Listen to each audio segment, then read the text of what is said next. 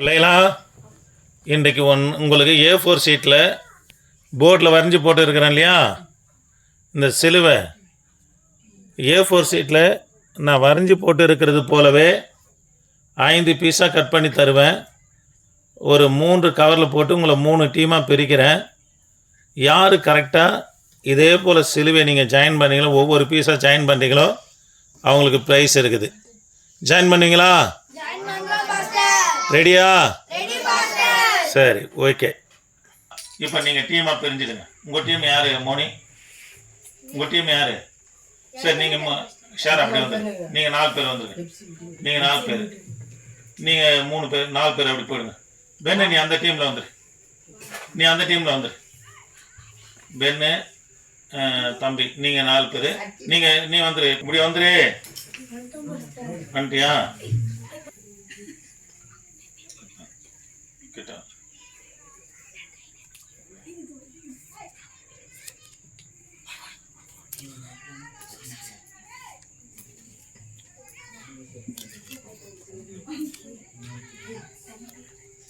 இப்போ இது மட்டும் எடு.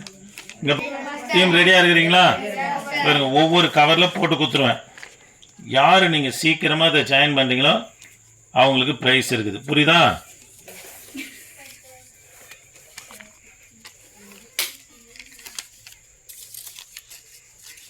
சரி, டீம் தலைவருங்க இங்கே வாங்க. டீம் தலைவருங்க இங்கே வாங்க. பேர் வந்து தாவிதுன்னு வைக்கிறேன். உன் பேர் என்ன பேருமா? மோனிஷா. உனக்கு உன் டீம் பேர் வந்து எஸ்தர்னு வைக்கிறேன். உன் தம்பி பேர் உன் டீம் இரமாறன்.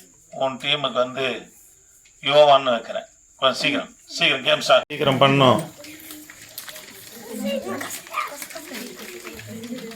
உங்களுக்கு தெரியலன்னா போர்டை பார்த்து கூட பண்ணலாம். அந்த பீசஸ் எப்படி கட் பண்ணி வச்சுருக்கிறேன்னு சொல்லி நீங்கள் வச்சு ஜாயின் பண்ணிக்கலாம்.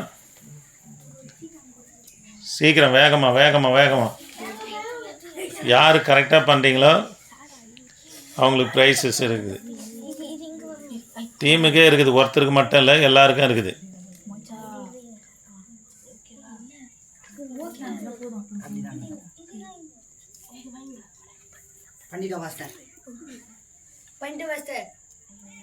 தப்பு. பென்னு பண்ணிட்டேன்னு சொல்கிற போல தப்பு.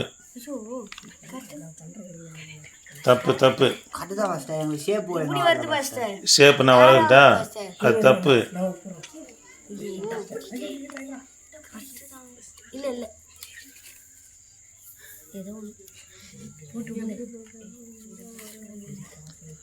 சீக்கிரம், வேகமா. யோவான் டீம் ஒன்றும் ஒரு பீஸ் கூட ஸ்டெட் பண்ணல.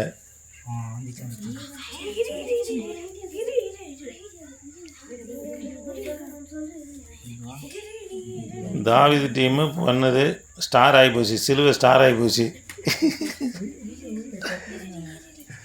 எஸ்த டீமு சிலுவையே காணும். இப்போ கூட இல்லை.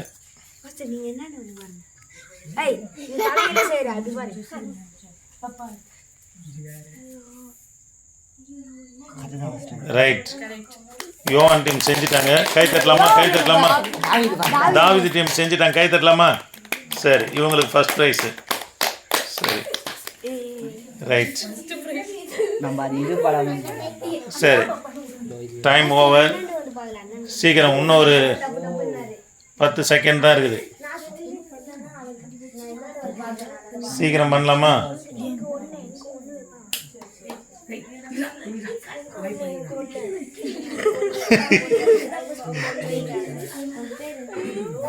சரி சரி, தாவிது டீம் எழுந்து நிற்கலாம். அதுவும் தப்பு. தாவிது டீம் மட்டும் சூப்பர். இவங்களை கை தட்டலாமா? கை தட்டலாம். இது சிலுவை ஷேப்பே வரலப்பா.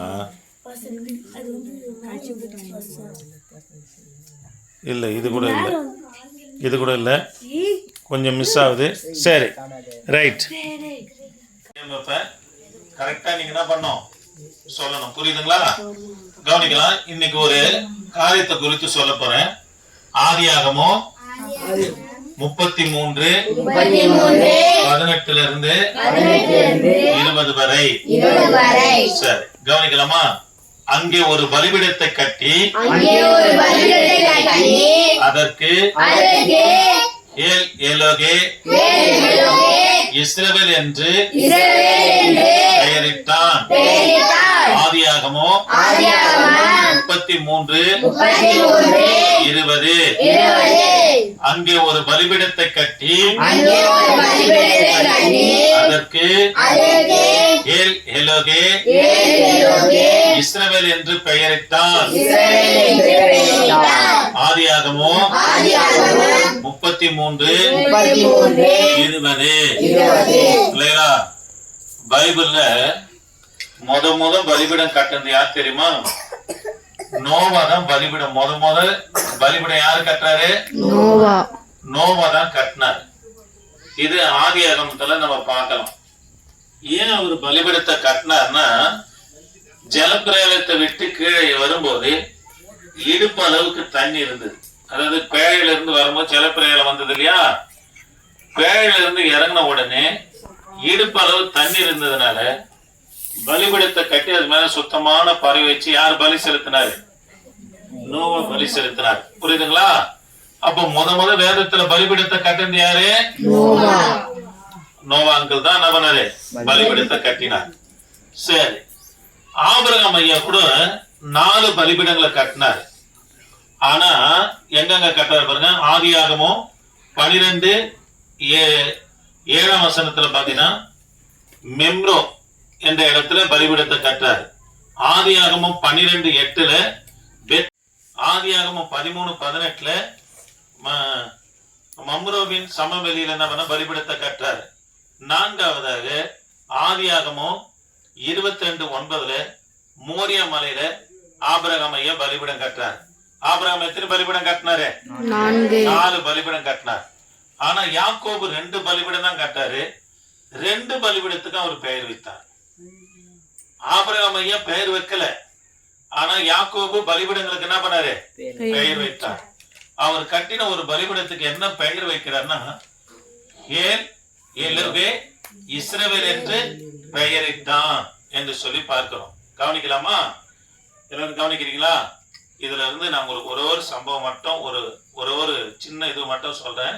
அத மனசுல வச்சு நீங்க ஜெபம் பண்ணீங்கன்னா கர்த்தர் உங்க ஜெபத்தை கேட்பார். ஆமென். கவனிக்கலாம்.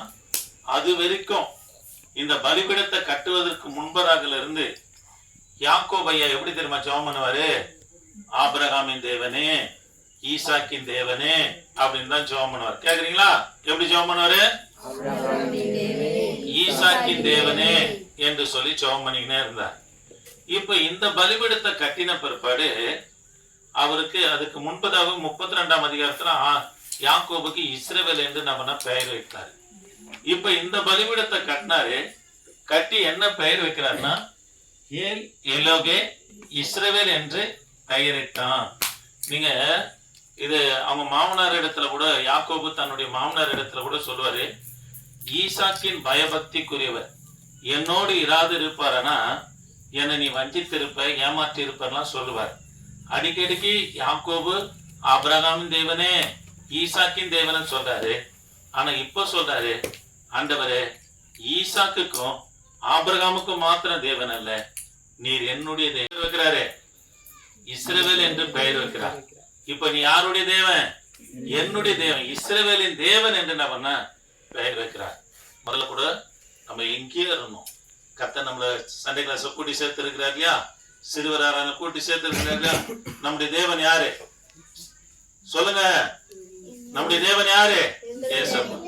அவர் யாருடைய தேவன்? என்னுடைய தேவன். சொல்லமா? அவர் யாருடைய தேவன்? அவர் யாருடைய தேவன்? அந்த அது போலதான் நம்ம ஜெபம் பண்ணணும். ஏசப்பா, நீர் என்னுடைய தேவன், என் ஜெபத்தை நீங்க கேட்பீங்க. ஆண்டவரே, எனக்கு சுகம் இல்லை, நீங்க சுகம் தருவீங்க. ஆண்டவரே, எனக்கு பேனா பென்சில் இல்லை, நீங்க தருவீங்க. நீர் என்னுடைய தேவன் சொல்லி கர்த்தரை உரிமையோடு ஜெபம் பண்ணணும். அப்பா அம்மாக்குள்ள சண்டை வரத்தை பார்த்தீங்கன்னா கூட, ஏசப்பா நீர் என்னுடைய தேவன், எங்க குடும்பத்துல என்ன தாங்க சமாதானம் தாங்க. அது போல கர்த்தர் இடத்துல எப்படி கேட்கணும்? உரிமையோடு கேட்கணும். ஆண்டவரே நீர் எங்களுடைய தேவன், எங்க தேசத்தை என்ன பண்ணுங்க, ரட்சிங்கள் என்று சொல்லி கவனிக்கலாம். அதனால நமக்கு ஆண்டவர்கிட்ட ஜெபம் நம்ம எப்படி ஜெபம் பண்ணோம்? உரிமையோடு ஜெபம் பண்ண முடியுது. ஆமே. முதல்ல நம்ம ஆண்டுகிட்ட இருந்தோமா? இல்லை. இப்போ ஏசப்பா, யாரெல்லாம் ஏசப்பாவை நீங்க ஏற்றுக்கிறீங்களோ அவர் உங்களுக்கு அப்பாவாயிறாரு, அவர் உங்களுக்கு ஆண்டவராயிறாரு. அப்ப அவர் என்ன ஆயிறாரு? நம்முடைய தேவன். ஆமே.